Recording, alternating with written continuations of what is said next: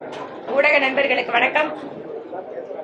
இன்று கோவை நாடாளுமன்ற தொகுதியினுடைய தேர்தல் அலுவலகம் திறந்து வைக்கப்பட்டிருக்கிறது. இன்றைய முக்கிய நிகழ்வாக மத்திய வெளியுறவுத்துறை அமைச்சர் மரியாதைக்குரிய திரு ஜெய்சங்கர் அவர்கள் இன்று காலை ஒரு பத்திரிகையாளர் சந்திப்பினை நடத்தியிருக்கிறார். ஜெய்சங்கர் அவர்கள் இன்று காலை ஒரு பத்திரிகையாளர் சந்திப்பினை நடத்தியிருக்கிறார்.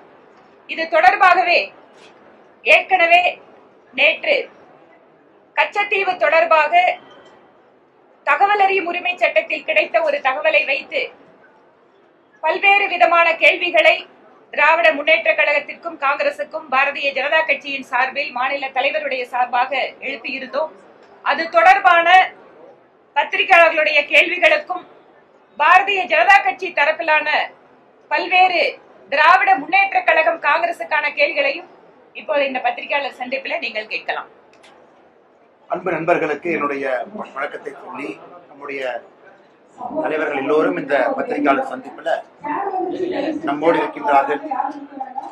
இன்று காலை டெல்லியில நம்முடைய வெளியுறவுத்துறை அமைச்சர் திரு ஜெய்சங்கர் அவர்கள் முழுமையாக இந்த கச்சத்தீவு பற்றி, குறிப்பாக என்னென்ன முடிவுகள் எடுக்கப்பட்டிருக்கிறது என்பதை பற்றியெல்லாம் ரொம்ப விலாவரியாக பேசியிருந்தார். அதனுடைய தொடர்ச்சியாக இன்று பாரதிய ஜனதா கட்சி, நம்முடைய மாநில அரசு, குறிப்பாக திராவிட முன்னேற்ற கழகம் அவர்களுக்கு சில கேள்விகள் வைத்திருக்கின்றோம். இத்தனை காலமாக திராவிட முன்னேற்ற கழகம் அதனுடைய தலைவர்கள் எல்லாம் தமிழகத்திலே சொன்ன கட்டுக்கதை, கச்சத்தீவு காங்கிரஸ் ஆட்சி கொடுத்துட்டாங்க, எங்களுடைய போராட்டத்தையும் தாண்டி கொடுத்துட்டாங்க, எங்களை கேட்காம கொடுத்துட்டாங்க, அதனால் நாங்கள் கண்டனம் செய்கின்றோம் என்று பாராளுமன்றத்திலிருந்து வெளிநடப்பு செஞ்சாங்க. குறிப்பாக அப்பொழுது பாராளுமன்ற உறுப்பினராக இருந்த செலியன் ஐயா பாராளுமன்றத்தில் இதை பற்றி தெல்ல தெளிவாக என்ன பேசியிருந்தார்னா, அப்போதைய முதலமைச்சர் டாக்டர் கருணாநிதி அவர்கள்ட்ட யாருமே கேட்கல, எங்களுடைய அனுமதி கேட்கல, எங்களுக்கு தகவல் கூட சொல்லல, காங்கிரஸ் அரசு எதையும் கேட்காமல் அவர்கள் பாட்டு கச்சத்தீவு கொடுத்திருக்கிறாங்க, இதை வன்மையாக கண்டித்து நாங்கள் வெளிநடப்பு செய்கின்றோம் என்று கலாட்டா செய்து அன்னைக்கு உள்துறை அமைச்சராக இருந்த ஸ்வரன் சிங் அவர்களை பாராளுமன்றத்தில் பேசக்கூட திராவிட முன்னேற்ற கழகத்தினுடைய எம்பிக்கள் விடல, குறிப்பாக செலியன் அவர்கள் விடல. காரணம், தமிழக மக்களை வஞ்சித்திருக்கின்றார்கள், ஏமாற்றியிருக்கின்றார்கள். ஆனா இன்னைக்கு கச்சத்தீவு சம்பந்தமாக பெறப்பட்ட ஆவணங்கள், ஆர்டிஐ மூலமாக பெறப்பட்ட ஆவணங்களை ஒரு முறை படிக்கும் பொழுது மிக தெளிவாக அன்னைக்கு நம்முடைய வெளியுறவுத்துறை செயலாளர் கேவல் சிங் அவர்கள், director historical division P K Basu அவர்களோடு இணைந்து கலைஞர் கருணாநிதி அவர்களை secretariat conference room fort saint george மெட்ராஸ்ல 19 ஜூன் 1974 காலையில 11 மணிக்கு சந்திக்கிறாங்க. அந்த சந்திப்பு 1 மணி நேரம் செல்கிறது.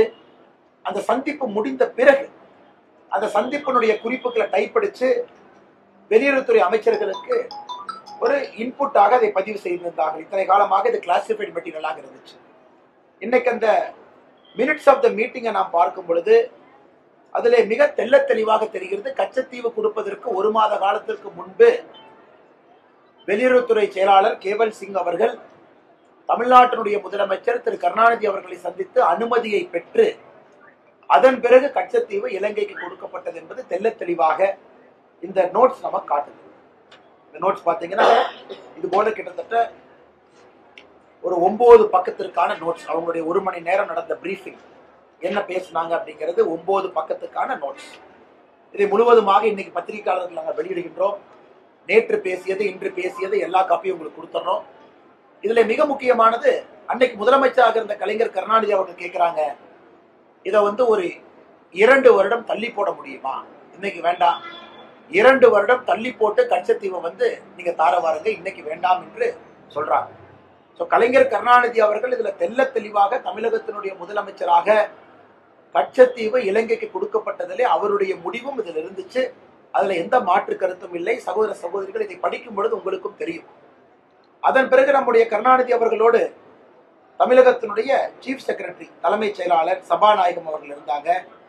அந்த மீட்டிங்ல கொஞ்ச நேரம் கழிச்சு ஹோம் செக்ரட்டரி அம்பரோஸ் அவங்க ஜாயின் பண்ணாங்க. அப்ப கூட கச்சத்தீவுக்கு நடுவுல, குறிப்பாக அந்த ஃபிஷிங் லைனை கச்சத்தீவுக்கு சென்ட்ரல்ல கொண்டு வர முடியுமா அப்படின்னு பேச்சுவார்த்தை நடந்துச்சு. ஆனா கடைசியாக கருணாநிதி அவர்கள் கச்சத்தீவு காங்கிரஸ் அரசு இலங்கைக்கு கொடுப்பதில் சம்மதம் தெரிவித்தது மட்டுமில்ல, சின்ன விதமாக நான் போராட்டம் நடத்திக்கிறேன், இதை நான் லோக்கல்ல ஹேண்டில் பண்ணிக்கிறேன், இதை பொலிட்டிக்கல் இஷ்யூ வரும்பொழுது நான் பார்த்துக்கிறேன், அந்த அளவுக்கு கருணாநிதி அவர்கள் அன்னைக்கு வெளியுறவுத்துறை செயலாளர் திரு கேவல் சிங் அவர்கள்ட்ட பேசியிருக்காங்க. ஆனால் இன்னைக்கு பாரதிய ஜனதா கட்சி நாங்கள் கேட்கக்கூடிய கேள்விகள் ஒன்று. முதல் கேள்வி, அதாவது காங்கிரசும் திராவிட முன்னேற்ற கழகமும் 1974 கச்சத்தீவை திட்டமிட்டு சதி செய்துதான் இலங்கைக்கு கொடுத்திருக்கின்றார்கள். இதுல திராவிட முன்னேற்ற கழகத்தினுடைய முழு பங்களிப்பு இருக்கு. இன்னைக்கு வெளியுறவுத்துறை அமைச்சர் திரு ஜெய்சங்கர் அவர்கள் சொன்னது போல 21 முறை தமிழகத்தினுடைய முதலமைச்சர் நாடகத்திற்காக கடிதம் எழுதுறாங்க, கச்சத்தீவை மீட்டு தாருங்கள், கச்சத்தீவை மீட்டு தாருங்கள் என்று. அன்னைக்கு தமிழகத்தினுடைய முதலமைச்சர் கலைஞர் கருணாநிதி அவர்கள் கச்சத்தீவு கொடுப்பதற்கு சம்பந்தம் இல்லை என்று சொல்லி இருந்தால் கச்சத்தீவு மத்திய அரசு கொடுப்பதற்கு வாய்ப்பே இல்லை, கொடுத்திருக்க மாட்டாங்க. ஆனா அவருக்கு பொலிட்டிக்கல் கம்பல்ஷன், பொலிட்டிக்கல் காரணம், அதற்காக சம்மதம் கொடுத்து விட்டு 21 முறை வெளியுறவுத்துறை அமைச்சர் திரு ஜெய்சங்கர் அவர்களுக்கு கடிதம் எழுதியிருக்கின்றார்கள். இது எங்களுடைய முதல் கேள்வி. அப்பனா உங்களுடைய பங்களிப்புல இருந்திருக்கு. இன்னைக்கு தமிழகத்தினுடைய மீனவ சொந்தங்கள், குறிப்பாக ராமநாதபுரம் பகுதியில கச்சத்தீவு கொடுத்த பிறகு இந்தியாவினுடைய ஜியோகிராபிக்கல் பவுண்டரி எல்லை சுருங்கி இருக்கிறது.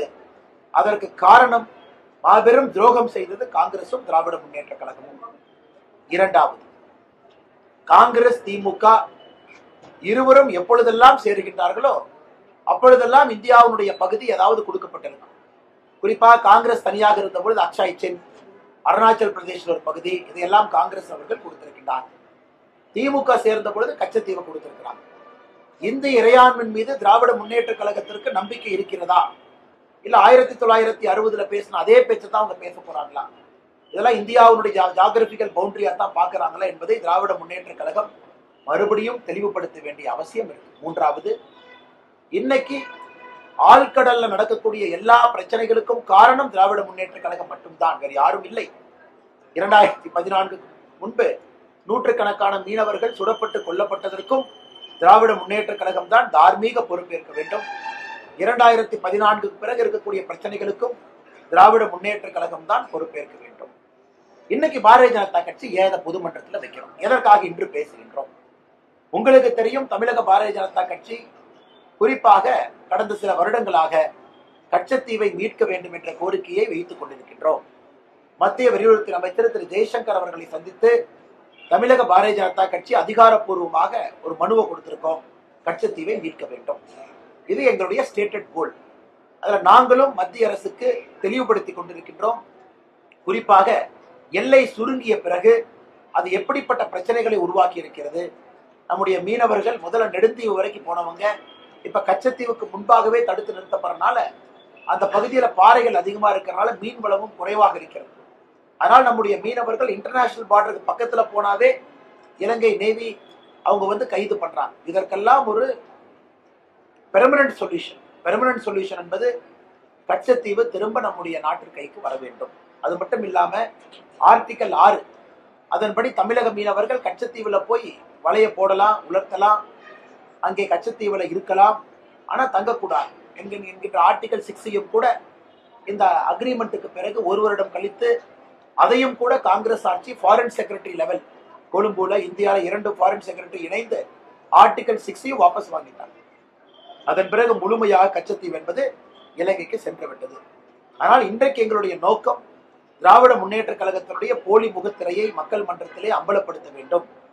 எந்த அளவுக்கு சதி வேலையை செய்துவிட்டு கிட்டத்தட்ட இதே ஸ்டோரிய கடந்த 45 வருடங்களுக்கு மேலாக கச்சத்தீவு எங்களை கேட்காம கொடுத்துட்டாங்க, எங்கிட்ட அனுமதி கேட்கல அப்படின்னு தம்மா தும்மான் பார்லிமெண்ட்ல எல்லாம் குதிச்சு இது ஏதோ காங்கிரஸ் செய்த சதி போல் பேசிக் கொண்டிருக்கின்றார்கள். ஆனால் இன்று நம் அனைவருக்கும் தெரியும், இந்த கச்சத்தீவை தாரை வார்த்தது காங்கிரஸ் மட்டுமல்ல, திராவிட முன்னேற்ற கழகம் சேர்ந்து செய்திருக்கக்கூடிய சதி.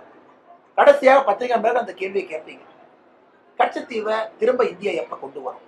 இதற்கான பதில் இன்னைக்கு வெளியுறவுத்துறை அமைச்சர் திரு ஜெய்சங்கர் அவர்கள் டெல்லியில் நடந்த பத்திரிகையாளர் சந்திப்பில் தெரிவிச்சிருக்கிறாங்க. என்ன சொல்லியிருக்கிறாங்க? அதாவது இந்த பிரச்சனையை தீர்ப்பதற்கு என்னவெல்லாம் சொல்யூஷன் டேபிள் இருக்கோ எல்லாவற்றையும் நம்முடைய மத்திய அரசு ஆராய்ந்து கொண்டிருக்கின்றார்கள்.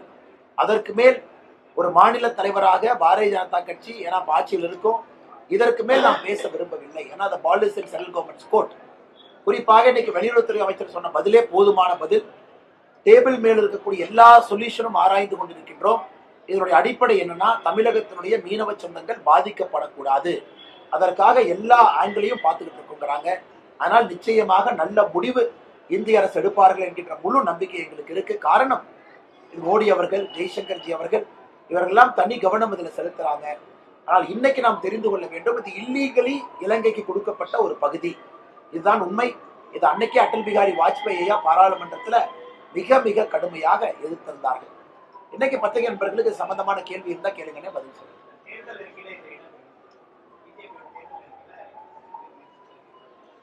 ஆனா தமிழக பாரதிய ஜனதா கட்சியினுடைய தேர்தல் அறிக்கையில் இது இடம்பெறும். காரணம், இது எங்களுடைய ஸ்டேட்டட் கோலுங்க. 2 ஆண்டுகளாகவே இதை பற்றி பேசிக் கொண்டிருக்கின்றோம். அதிகாரப்பூர்வமாக பத்திரிகை செய்தி குறிப்பில் இருக்கு. இதை போய் வெளியுறவுத்துறை அமைச்சரை சந்தித்து எங்களுடைய மூத்த தலைவர் அண்ணன் பொன் ராதாகிருஷ்ணன் அவர்கள் தலைமையில ஒரு குழு வெளியுறவுத்துறை அமைச்சரை சந்தித்து கிட்டத்தட்ட 1/2 மணி நேரத்திற்கு மேல பேசி அபிஷியலாகவே தமிழக பாரதிய ஜனதா கட்சி சார்பாக கொடுத்திருக்கின்றோம். கச்சத்தீவு மறுபடியும் திரும்ப கொண்டு வர வேண்டும்.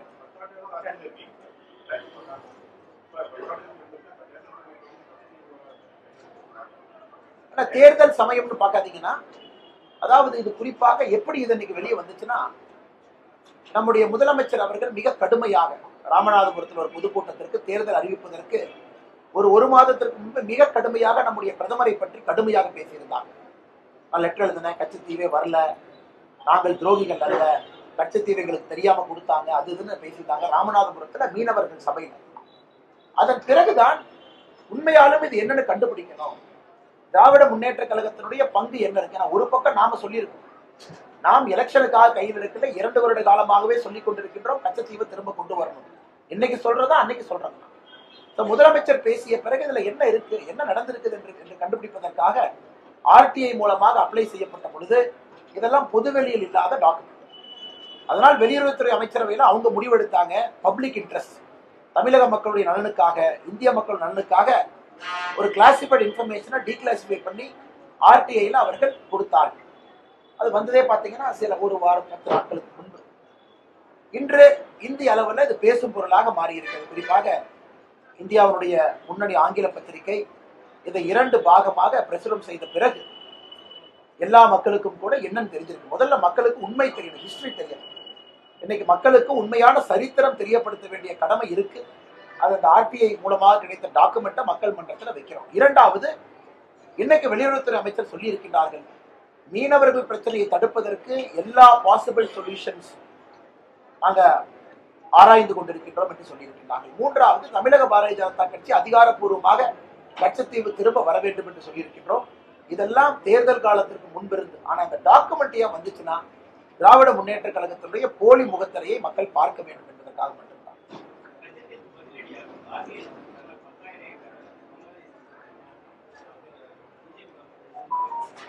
அண்ணா ஓகேண்ணா, அதாவது இந்த 1974 இந்தியா 2-3 அக்ரிமெண்ட் போட்டு, இந்த கச்சத்தீவு சமயத்துல பாத்தீங்கன்னா அப்பொழுதும் பங்களாதேஷோடு 2-3 அக்ரிமெண்ட் நம்ம போட்டோம். இந்த பங்களாதேஷும் நமக்கு இருக்கக்கூடிய பிரச்சனை பாத்தீங்கன்னா, இந்த பங்களாதேஷ்குள்ள அன்கிளேவ்ஸ் இருக்கும். அதாவது இந்திய பகுதி பங்களாதேஷ் எல்லைக்குள்ள இருக்கு. அந்த எல்லைக்கு நீங்கள் போக வேண்டும் என்றால் பங்களாதேஷ் எல்லைக்குள்ள போய் இந்திய பகுதிக்கு போகணும். இதை ஆன்கிளேவ்ஸ் என்று சொல்வாங்க. இது அப்புறம் இது முதல்ல இருந்தே பிரச்சனை இருந்துச்சு. 1974 கொஞ்சம் பகுதி பங்களாதேஷ் கொடுக்கப்பட்டது. அதன் பிறகு பங்களாதேஷனுடைய சில பகுதியும் நம்ம கிட்ட பவுண்டரி ஷேரிங்ல அந்த கன்ஃபியூஷன் இருந்துச்சுங்க. அதனால் இன்னைக்கு நம்முடைய அரசு வந்த பிறகு யாருக்கும் எந்த பிரச்சனையும் இல்லாம பங்களாதேஷுக்குள்ள போறதற்கு போய்தான் இந்தியன் பார்டருக்கு போக முடியுங்கிற நிலைமை எல்லாம் இன்னைக்கு எடுத்து, குறிப்பாக நமக்கும் பங்களாதேஷுக்கும் இந்த கங்கை நதி அதோடைய ஃபரூக்கா பேரேஜ் அப்படிங்கிற ஒரு பிரச்சனை நமக்குள்ள இருந்துச்சு. அதற்கு இன்னைக்கு தீர்வு நாம் கண்டுபிடித்திருக்கின்றோம். நமக்கும் பங்களாதேஷுக்கும் இருந்த பவுண்டரி தீர்வை கண்டுபிடிச்சிருக்கோம்.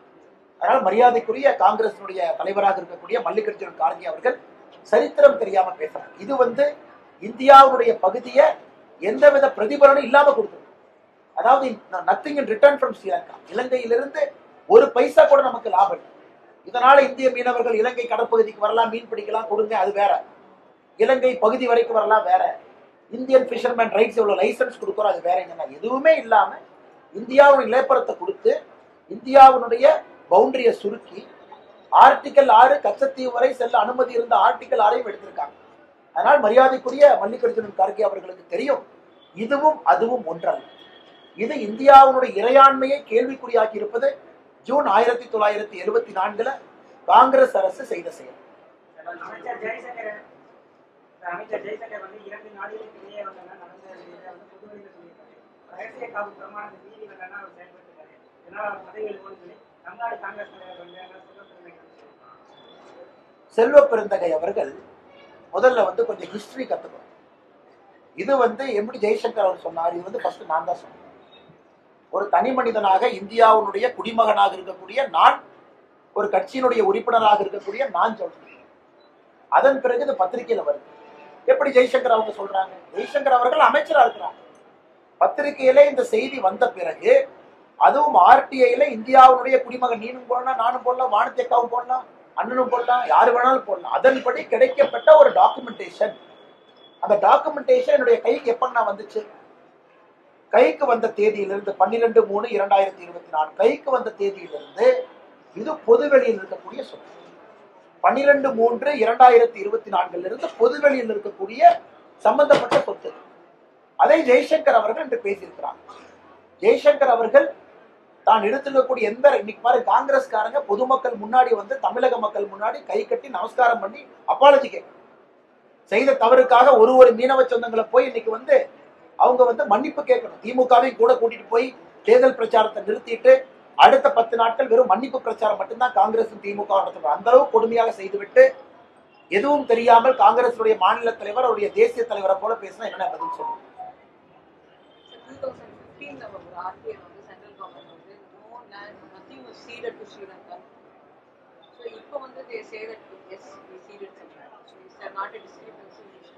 Madam, I don't see any discrepancy, madam, because now after this document is declassified now, we know for a fact that this was not a deal that was done legitimately.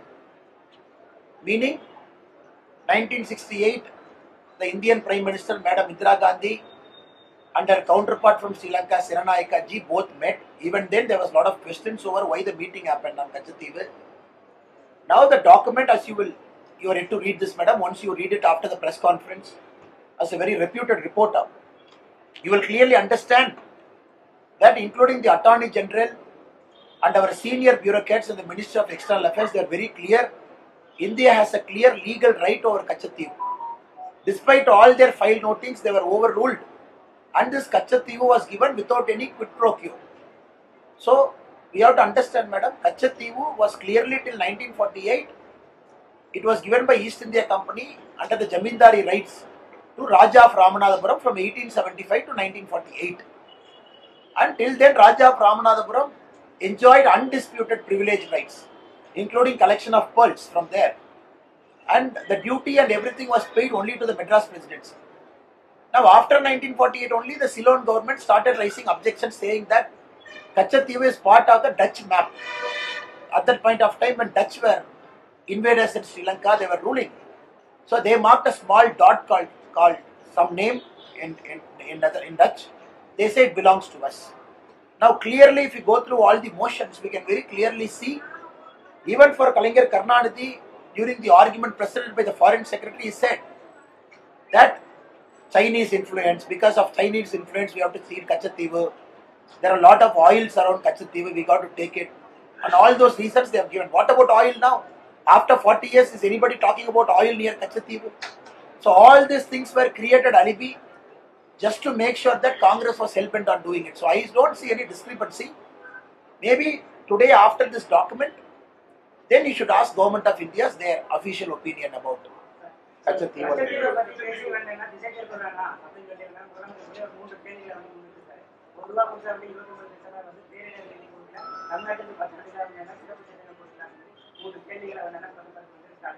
இதுக்கான முதலமைச்சர் அவர்களுக்கு selective amnesia இருக்கு.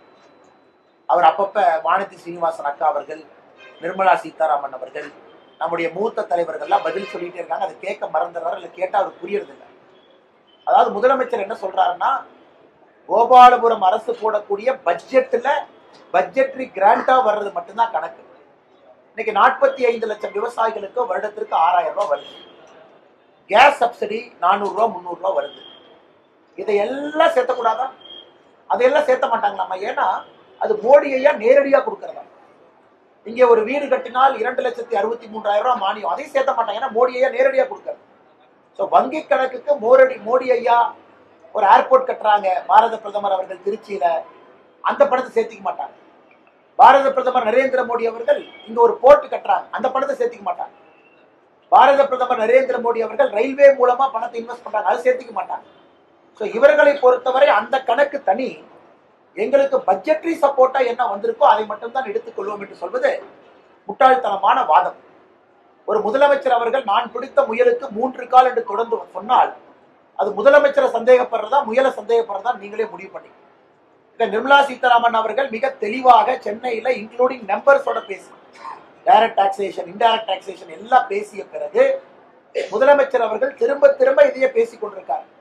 33 மாதமாக அவர் செஞ்ச சாதனை என்னன்னு நான் கேட்கிறேன்.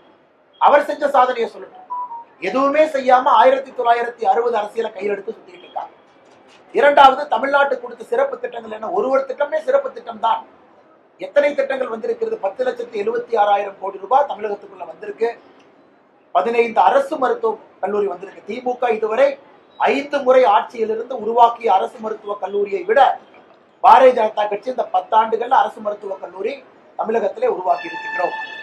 அதே போல ஒரு போர்ட் எடுங்க, உள்கட்டமைப்பு எடுங்க, ஏர்போர்ட் எடுங்க, எல்லா வசதியிலும் அடித்தட்ட பாருங்க, சாதாரண மக்களுக்கு கொண்டு வரக்கூடிய திட்டங்களை பாருங்க.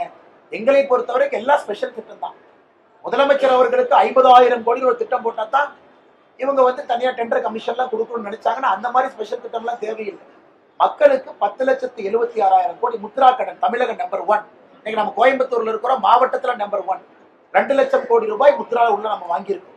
இது ஸ்பெஷல் திட்டம் இல்லையா? இந்தியாவில் நம்பர் 1 இருக்கு. இது ஸ்பெஷல் திட்டம் இல்லையா? அதனால் முதலமைச்சர் அவர்கள் கேட்கிற கேள்விக்கு பதில் சொல்லணும். அதாவது எதற்காக நீங்கள் எங்களை கேட்காம கச்சத்தீவை கொடுத்தாங்க? எதுக்கு சொன்னாங்க? அவருடைய பாராளுமன்ற உறுப்பினர் பாராளுமன்றத்திலிருந்து எதுக்கு வெளிநடப்பு பண்ணாங்க? அவங்க வெளிநடப்பு செய்த போது பேசின பேச்சு என்ன? ஆனா இன்னைக்கு உண்மை வெளிவந்த பிறகு முதலமைச்சர் அவர்கள் தான் திசை திருப்ப முயல்கின்றார்கள் தவிர உண்மையைத்தான் நாங்கள் மக்கள் மன்றத்திலே வைக்கின்றோம். அதை கொஞ்சம் சத்தமா சொல்லுங்க. Sorry.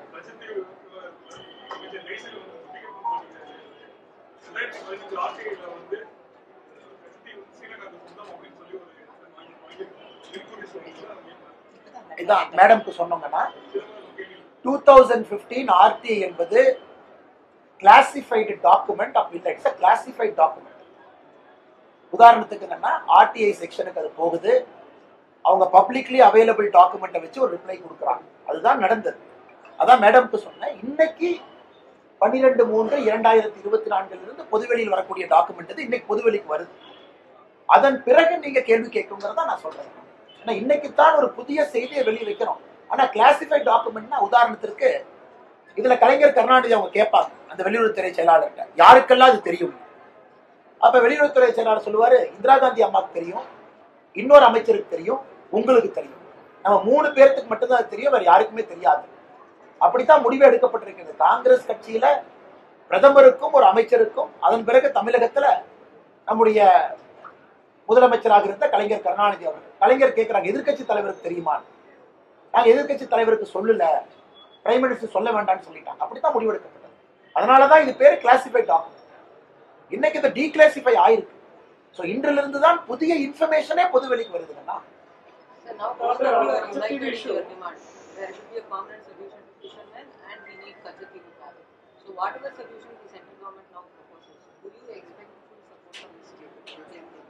Madam, they are duty bound to give support, madam, because they have created this problem.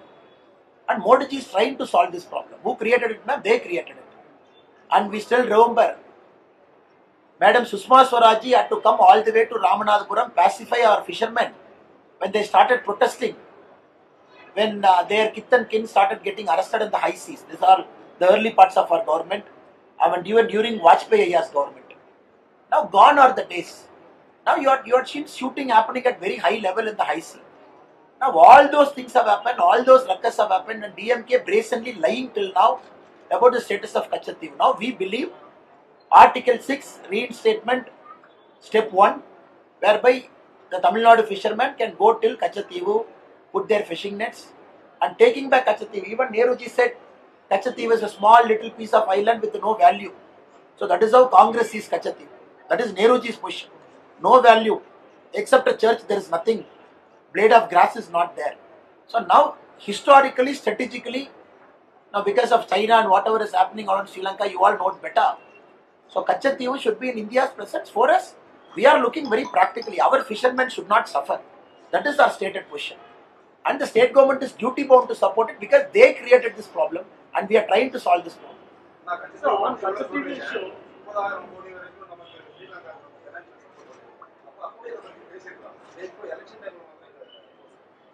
ஆனால் 1948 குறிப்பாக இந்த ஃபைல் நோட்டிங்ல ஆரம்ப பகுதியை பார்த்தீங்கன்னா 1948 இலங்கை முதலா கேட்கிறாங்க கச்சத்தீவு எங்களுக்கு வேணும் அப்படின்னு முதலா டிமாண்ட் வைக்கிறாங்க. அப்ப இந்திய அரசு அப்பவே யோசிக்கிறாங்க, குறிப்பா பியூரோக்ரசியில மினிஸ்டர் ஆஃப் எக்ஸ்டர்னல் அஃபேர்ஸ் நாம இலங்கையை கன்வின்ஸ் பண்ண முயற்சி பண்ணலாமா. அப்ப அவங்க சொல்றாங்க, இல்ல இலங்கையுடைய பொலிட்டிக்கல் சிச்சுவேஷன் ப்ராப்பரா இல்ல. இது 1961 10/5 ஒரு காமன்வெல்த் செக்ரட்டரி குண்டிவி அவங்க ஃபைல் நோட்டிங்ல இலங்கையினுடைய பொலிட்டிக்கல் சிச்சுவேஷன் ரொம்ப சரியில்லாதனால இதை பத்தி நம்ம பேசுறது சரியா இருக்காது. ஆனா நம்ம ஒரு விஷயத்தை புரிந்து கொள்ள வேண்டும், இந்தியா இலங்கைக்கு மட்டும் பணம் கொடுக்கல. $2.6 பில்லியன் எல்லோருக்கும் கொடுத்திருக்கின்றோம். அது குறிப்பா நீங்க கொடுக்கலாம், சைனாக்காரன் கொடுப்பான். சைனாக்காரன் கொடுத்தா மறுபடியும் நம்ம எங்க போறதுங்கன்னா அதனுடைய விளைவை நம்ம பார்த்துட்டோம். காங்கிரஸ் ஆட்சியில் இருக்கும் பொழுது குறிப்பாக 2009 போரை பார்த்தோம். குறிப்பாக இலங்கையினுடைய போர்ட் எல்லாம் சைனா கண்ட்ரோலுக்கு போனது 2014 முன்பு பார்த்தோம். 2014 பிறகு மோடி ஐயா போராடி இன்னைக்கு இலங்கை முழுவதுமாக இந்தியாவோடு நட்புறவுல இருக்கு. இதுக்குள்ள நான் பேச விரும்பலைங்க, அதெல்லாம் எக்ஸ்டர்னல் அஃபேர்ஸ் மினிஸ்டர் பேசுற சப்ஜெக்ட். நாங்கெல்லாம் சாதாரண ஒரு அரசியல் இருக்கக்கூடிய தொண்டர்கள், நாம பேசினா சரியா வராதுங்க. ஆனால் நாம் இன்னைக்கு பேச வேண்டியது கச்சத்தீவு திரும்ப வர வேண்டும் என்றால் அது பண்டமாற்ற முறையில வரக்கூடாதுங்க. அது கொடுக்குற அதை கூடிய நாம் எதுவுமே வாங்காம தான் கச்சத்தீவை கொடுத்தோம். இலங்கைக்கு நாம் செய்திருக்கக்கூடிய உதவி என்பது தொப்புள் கொடி உதவி. ஏன்னா இலங்கை இன்னைக்கு குறிப்பா சைனீஸ் இன்ஃபுளுன்ஸ் இந்தியாவுக்கு பக்கம் இருக்கிறாங்க. ஆனால் எங்களுடைய உறுதியான எதிர்பார்ப்பு நிச்சயமாக வருகின்ற காலத்தில் அது நடக்கும் என்று நம்புகிறேன்.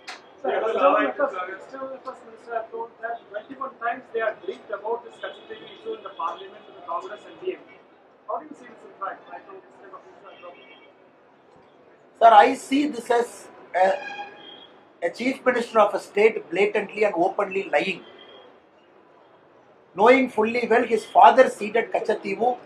He was part of Madam Indira Gandhi's decision illegally without keeping parliament in the loop.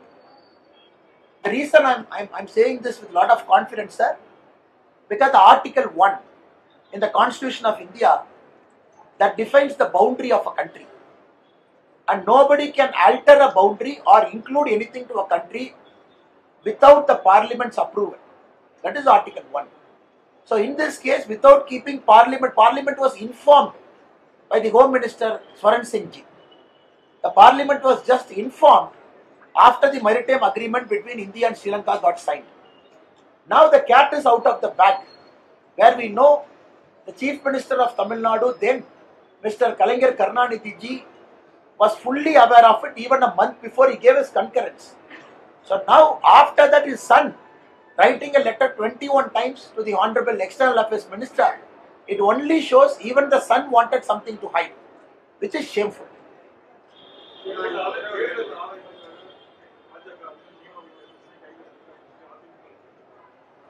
இதுல என்ன தேர்தல் ஆதாயம் நான் கேட்கிறேன்.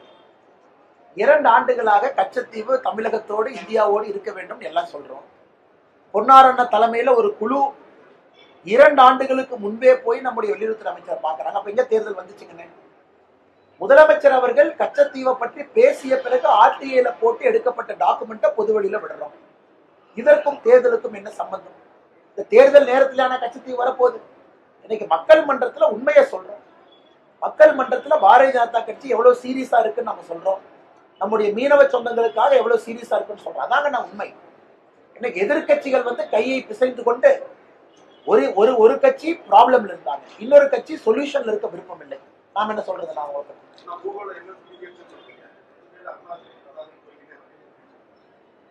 போகலையே இல்லைங்க. அருணாச்சல் எங்க போயிருக்கு, லடாக் எங்க போயிருக்குன்னா எங்க போயிருக்கு, எங்க போயிருக்கு, எங்க போயிருக்கு, எங்க போயிருக்கு, 1960 காலகட்டத்தில் நடந்த வார்ல சைனாவோடு அக்ஷாய் சின்ன கொடுத்தோம் அபிஷியலா. அது இன்னைக்கு சைனீஸ் ஆக்குபைடு காஷ்மீர்னு பேர் வேற வச்சிருக்கோம். அதே போல அருணாச்சல கொடுத்தோம். இன்னைக்கு தவாங்குள்ள ஒரு பகுதி, இன்னைக்கு தவாங்குள்ள இந்தியாவுக்குள்ள இருக்கக்கூடிய தவாங்குக்கு போனாவே அங்க இருக்கக்கூடிய சைனா பிரச்சனை பண்றாங்க. இன்னைக்கும் ஸ்டேபிள் விசா கொடுக்குறாங்க. இதெல்லாம் யார் செய்ததுங்கன்னா காங்கிரஸ். அதாவது இந்தியாவுடைய வரைபடத்தை ஃபுல்லா ஆல்டர் பண்ணி எல்லா பகுதியும் கொடுத்துருக்காங்க. நாம் வந்த பிறகு நிறைய பீக்க கிளைம் பண்ணிருக்கோம். இல்லீகலாக யாரெல்லாம் வந்து நம்முடைய இடத்தை, குறிப்பா அக்ரெசிவ் சைனா பெரிய பெரிய பீக் எல்லாம் வின்டர் காலத்துல பிடிக்கணும்னு நினைக்கிறாங்க. அதை நம்முடைய வீரர்கள் போராடி ஒரு இடமாக நாம் மீட்டுக் கொண்டிருக்கின்றோம். ஆமாம், நமக்கும் சைனாவுக்கும் பிரச்சனை இருக்கு. காரணம் சைனாவும் அக்ரெசிவா இருக்கிறாங்க, அந்த இடத்தை எடுக்கணும்னு நினைக்கிறாங்க. நாமளும் அக்ரெசிவா இருக்கோம், அந்த இடத்தை நாம் நமக்கு வச்சிருக்கணும். இதற்கு முன்பு பிடிச்ச இடத்தையும் எடுக்க வேண்டும் என்று நினைக்கின்றோம். அதிகாரப்பூர்வமா எங்க நம்ம கொடுத்துருக்கோம்னா சைனால சொன்னாங்களா அல்லது இந்தியன் அரசு சொல்லிச்சா? வேற யார் சொன்னாங்க? அதனால் அதிகாரப்பூர்வமாக இந்தியாவுடைய எல்லை பகுதியை, குறிப்பாக காஷ்மீர் பகுதியும் அருணாச்சல் பகுதியும் சைனாவுக்கு கொடுத்திருப்பது காங்கிரஸ் தான். இன்னைக்கு காங்கிரஸ் எப்பெல்லாம் ஆட்சியில் இருக்காங்களோ பிரச்சனை தான். இன்னைக்கு இதெல்லாம் வெளியே வந்த பிறகு திசை மாற்றுவதற்காக காங்கிரசினுடைய தலைவர் மரியாதைக்குரிய மல்லிகார்ஜுன கார்கே அவர்கள் இதை பற்றி பேசிக்கொண்டார். Mallikarjuna Kharge claims that about this Galwan Valley because only during the BJP rule thousands of acres of land had been encroached by China in the Galwan Valley. Sir, I would like to remind you, the Defense Minister Mr. A.K. Antony G in 2011 in Parliament, he said the best way to retain India's defense is not to do any developmental project in the border area. He said if you do developmental project in the border area, the neighboring countries will feel threatened. That is why in India's border area, not even a single road was put, not even a tunnel was built. That is A.K. Antony G of Congress government. Now after we have come, we are securing all the border areas. We are building tunnels, we are building 6-lane roads. The fighter jet bases are getting created. Transport flights are getting landed. Now in this context, we all know an aggressive China, when it is trying to take India's land, India is fighting back. What happened in Galwan is a classic case where a bellicose China wanted to take India's territory. And our brave soldiers, we fought it. And we have also secured some high passes now, which is in India's control. Now if there is one party in India which cannot speak about India's territorial integrity, it is Congress party.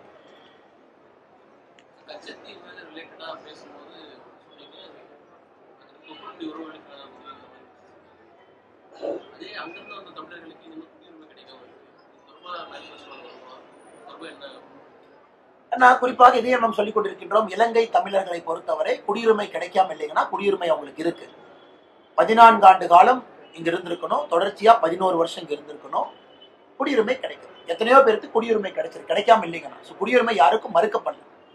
இந்த citizenship amendment act என்பது அது அந்த 5 ஆண்டுகள் யார் இந்தியாவில் வந்து 2014க்குள்ள வந்திருக்கிறாங்களோ அவர்களுக்கு குடியுரிமை கொடுப்பதற்காக கொண்டு வரப்பட்ட சட்டம் தான் சிட்டிசன்ஷிப் அமெண்ட்மெண்ட் ஆக்ட்.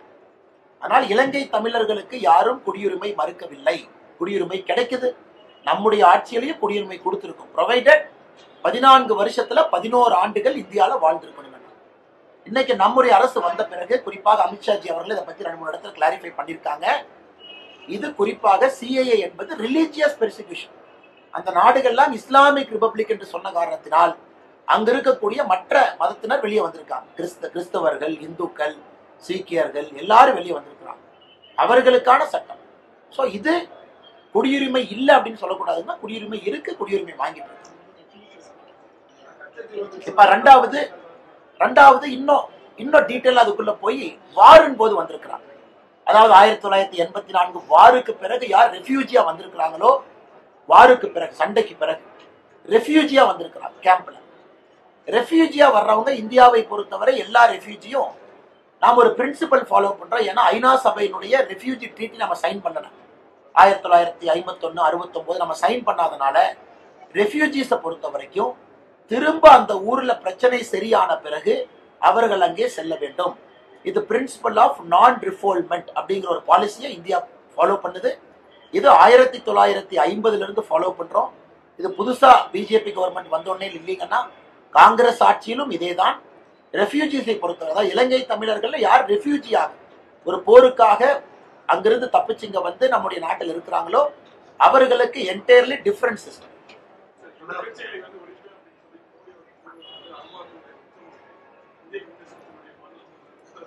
எதிர்கட்சிகளை ஒழிப்பேன் என்று சொல்லிட்டாங்கண்ணா. எங்க மோடி எதிர்கட்சிகளை ஒழிப்பேன் என்று சொன்னாங்க? அதாவது காங்கிரஸ் முக்து பாரத் அப்படின்னு பிரதமர் சொன்னாங்க. அதாவது காங்கிரஸ் இல்லாத இந்தியா, அது என்ன அர்த்தங்கன்னா காங்கிரஸ் இந்தியாவிலே எங்கேயும் ஆளக்கூடாது என்பது எங்களுடைய நோக்கம். காங்கிரஸினுடைய சித்தாந்தம் ஆட்சியில இருக்கக்கூடாது என்பது எங்களுடைய நோக்கம். அதுக்காக காங்கிரஸ் கட்சி இருக்கக்கூடாதுன்னு யாராச்சும் கிளம்பி இருக்கிறாங்கன்னா இல்லையே. அதனால் எதிர்கட்சிகள் இந்தியாவை ஆளக்கூடாது, காரணம் இந்தியாவை ஆளுவதற்கு தகுதி இல்லை என்பதைத்தான் பிரதமர் சொல்லிக் கொண்டிருக்கின்றார்களோ தவிர எதிர்கட்சியை ஒழிப்பேன் நீங்க சொல்லுங்க. கட்டப்பட்ட மேம்பாலம் வந்து கமிஷனுக்காக கட்டப்பட்டது அப்படின்னு சொல்லி மேம்பாலம் வந்து பயனுள்ள உங்களுடைய வாக்குறுதியில் வந்து 7 இடத்துல மேம்பாலம் கட்டப்பட்டது. குறிப்பா நீங்க பாத்தீங்கன்னா இன்னைக்கு எங்க எல்லாம் மேம்பாலங்கள் கட்ட வேண்டுமோ 1 கிலோமீட்டர் 2 கிலோமீட்டர் 3 கிலோமீட்டர் கோயம்புத்தூருக்குள்ள மேம்பாலங்கள் தேவை. சயின்டிபிக்கா டிராபிக்கை டீகன்ஜஸ்ட் பண்றது. இன்னைக்கு நாங்க போயிருந்தோம், சத்தி ரோட்ல பிரச்சனை இருக்கு, கணபதி ரோட்ல பிரச்சனை இருக்கு, அங்க எல்லாம் பாத்தீங்கன்னா பிரச்சனைகள் இருக்கு, மக்களுடைய கோரிக்கை. ஆனா 17 கிலோமீட்டர் 18 கிலோமீட்டர் மேம்பாலத்தை நான் கட்டுவேன். குறிப்பாக அது வந்து இதே வந்து ரொம்ப சிம்பிளா சால்வ் பண்ண முடியும், 3 அடுக்குல சால்வ் பண்ண முடியும், மல்டிபிள் டிராபிக்கை கொண்டு வர முடியும். அதனால் கோவையை பொறுத்தவரை அன்சைன்டிபிக்காக மேம்பாலம் கட்ட வேண்டும் என்பதற்காக மேம்பாலம் கட்டுவது வேறு, மேம்பாலம் வேண்டும் என்பதற்காக மேம்பாலம் கட்டுவது வேறு. நான் மேம்பாலங்கள் இருக்கக்கூடாது நீங்க சொல்றீங்க. கோயம்புத்தூர்ல கட்டப்பட்ட நிறைய மேம்பாலங்கள் தேவையில்லாத மேம்பாலங்கள் கமிஷனுக்காக கட்டப்பட்டது என்றுதான் நான் சொல்றேன்.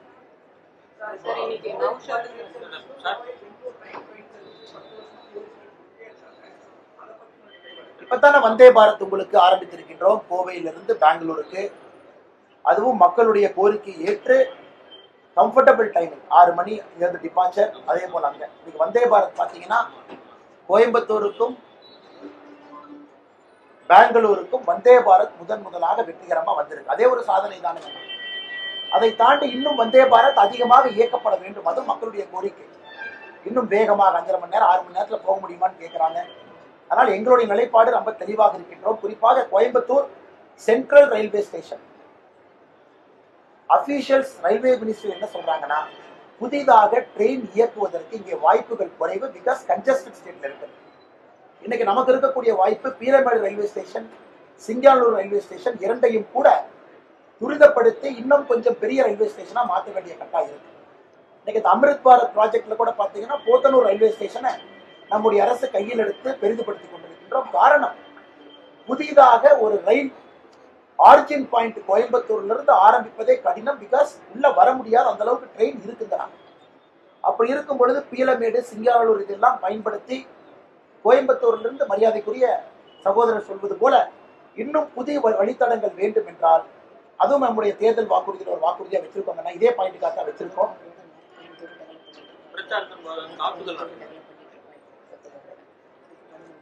நார்த் கோயம்புத்தூர் வானத்தேக்கா சொல்றது, நார்த் கோயம்புத்தூரும் போத்தனூரும் அமிர்த் பாரத் ரயில்வே ஸ்டேஷன் ஸ்கீம்ல டெவலப் ஆயிட்டு இருக்கு. காரணம் டிராபிக்கை டீகன்ஜஸ்ட் பண்ணணும். நாங்கள் புதுசாக ப்ரொபோஸ் பண்ணியிருப்பது பீலமேடையும் சிங்கானூரையும் தரம் உயர்த்த வேண்டும் என்று சொல்லுங்கள்.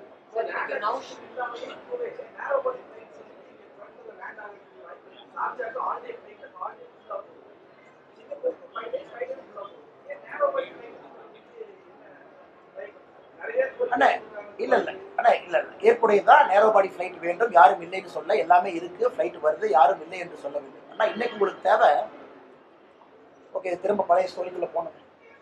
இன்னைக்கு நம்முடைய பிரச்சனை என்ன, கோடு ஷேர் கேட்கும்.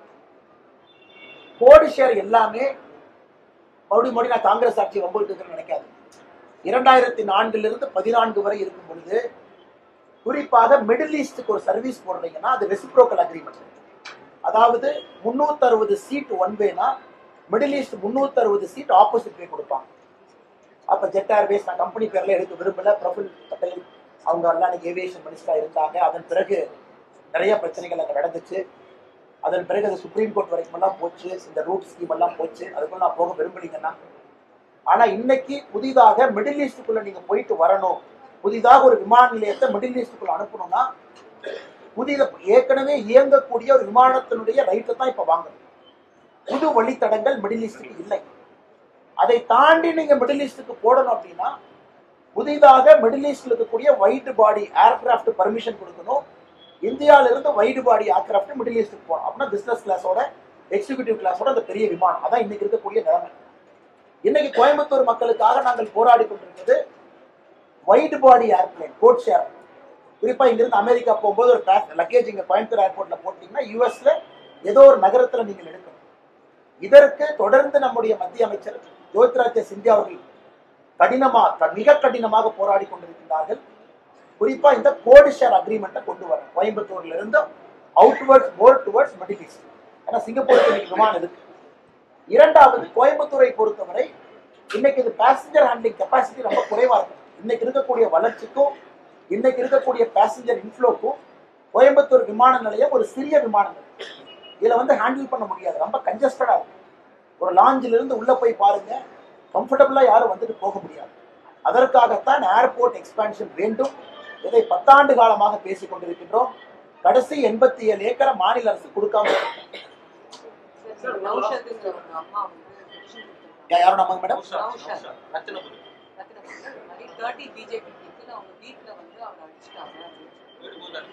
இதெல்லாம் அரசியல் எப்பவுமே கொடுக்கறதாங்க.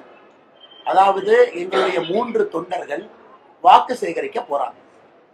கல்லால் அடிச்சு கலாட்டா பண்ணி கைது செய்து 5 நாட்கள் கழிச்சு இன்னைக்கு திமுக காரங்க எல்லாம் போய் அவங்க அம்மாவை கிளப்பி கம்ப்ளைண்ட் கொடுக்குறாங்கன்னா கோயம்புத்தூருடைய அரசியல் எப்படி இருக்குன்னு பாருங்க. 5 நாட்கள் கழிச்சு, அதுவும் கல்லடிப்பட்டு எங்களுடைய தொண்டர்கள் மருத்துவமனையில் இருக்கிறாங்க. அப்படி யாராச்சும் போவாங்களா? எங்களுக்கு எந்த பகுதியில் செல்ல வேண்டுமோ அந்த பகுதியில தான் போகணும். இத்தனை கோயம்புத்தூருக்குள்ள இத்தனை இடத்துல போய் வாக்கு சேகரிக்கிறாங்க. எங்கேயாச்சும் பிரச்சனை வந்திருக்கா? இந்த நௌஷாத் என்கின்ற மனிதன் தானே பிரச்சனை ஆரம்பிச்சிருக்காங்க. இந்த ஏரியாக்குள்ள வரக்கூடாது, இது நோ பவுன்ஸ் ஏரியா, இது ஒரு பர்டிகுலர் சமுதாயம் மட்டும்தான் வாழுவாங்க. இதெல்லாம் பேசியது யார்? நௌஷாத். காவல்துறை அப்பவே 2 பக்கம் விசாரிச்சாங்கல்ல, எதுக்கு நௌஷாதை கைது பண்ணாங்க? அப்ப காவல்துறை அன்னைக்கு விசாரிச்சாங்க, எலெக்ஷன் கமிஷன் அபிஷியல்ஸ் பாட்டுக்கு போனாங்க.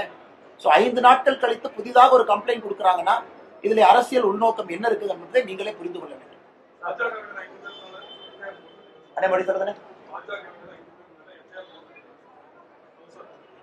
பொய் கேஸ்னால பாத்துக்கலாம். 5 நாள் கழிச்சு கைது பண்ணி ஜெயில வச்சதுக்கு அப்புறம் 5 நாள் கழிச்சு ஒரு புது கம்ப்ளைண்ட் கொடுத்தா திமுக காரது பின்னாடி இருக்கா. இதை விட என்ன சொல்றது? பாத்துக்கலாம்.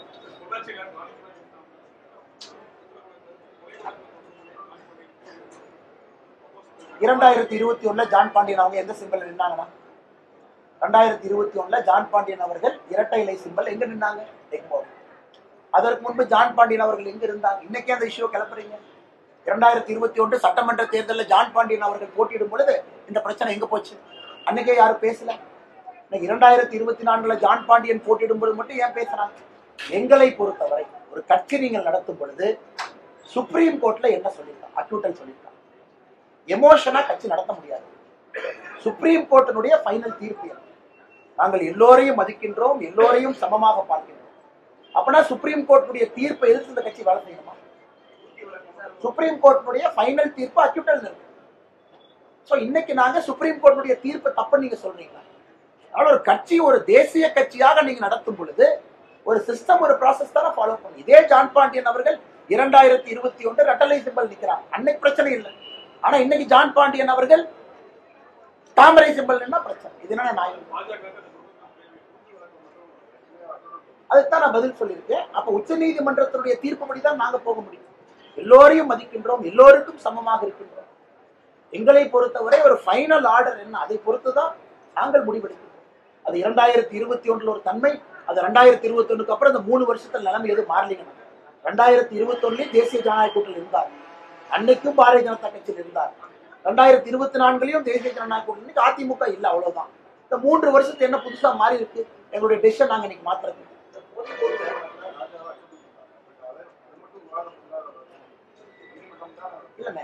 ஸ்பெஷல் சிபிஐ கோர்ட்ல அப்பீல் இருக்கல. இது சுப்ரீம் கோர்ட்டுடைய ஃபைனல் தீர்ப்பு இல்ல. சுப்ரீம் கோர்ட்டுடைய ஃபைனல் தீர்ப்பு இல்ல. ஃபைனல் தீர்ப்பு இதுவும் அப்பீல் படி தான் அக்யூட்டல் ஆச்சு. இப்போ அந்த தீர்ப்புக்கு மேல எங்க போகுதுன்னு நான் கேட்கிறேன். இன்னைக்கு ராஜா அவர்களுக்கு உச்சநீதிமன்றம் சுப்ரீம் கோர்ட்டு ஃபைனலா இவர் நிரபராதின்னு சொல்லிட்டு உங்க வாதத்தை நான் ஏத்துக்கிறேன். ஏன்னா அதான் ஹையஸ்ட் லேண்ட் இருக்கக்கூடிய கோர்ட். நான் சுப்ரீம் கோர்ட்டுடைய தீர்ப்பு குறிப்பிடுறேன். நான் ஒரு ட்ரையல் கோர்ட்டுடைய தீர்ப்பு குறிப்பிடுறேன். நான் ட்ரையல் கோர்ட்டுடைய எல்லா தீர்ப்பும் இன்னைக்கு அப்பீல் இருக்கு. இன்னைக்கு ஸ்பெஷல் சிபிஐ கோர்ட்ல ட்ரையல் போயிட்டு நான் சொல்வது இந்தியாவுடைய ஃபைனல் கோர்ட் சுப்ரீம் கோர்ட்ல இருக்கக்கூடிய ஃபைனல் தீர்ப்பு. அதுக்கு மேல அப்பீலுக்கு நான் எங்க போவேன்னு நான் கேட்கிறேன். கரூர்ல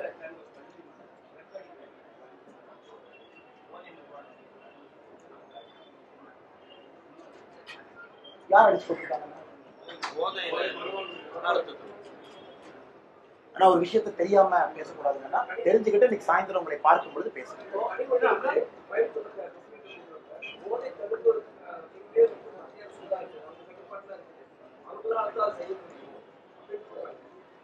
ஆனா NDPS சட்டம் பிரச்சனை என்னன்னா இந்த திமுக அரசியல்வாதிகள் பேசி பேசி மூளை மழுங்குது. NDPS சட்டம் யாருக்கு அதிகாரம் கொடுக்குது?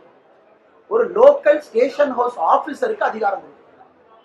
ஒரு சப் இன்ஸ்பெக்டர் ஆக்ஷன் எடுக்கலாம், டிஒஎஸ்பி ஆக்ஷன் எடுக்கலாம், சூப்பர்டென்ட் ஆஃப் போலீஸ் ஆக்ஷன் எடுக்கலாம். அப்ப NDPS சட்டத்தை திருத்திடுவோமா? இந்த narcotic drugs psychotropic substances act, இந்த ட்ரக்ஸுக்கு இருக்கக்கூடிய ஒரே சட்டம் NDPS சட்டம். அது மாநில அரசுக்கு அதிகாரம் கொடுக்கிறது. இங்க இருக்கக்கூடிய காவல்துறை அதை செயல்படுத்துறதுக்கு தான் காவல்துறைக்கு இருக்கு.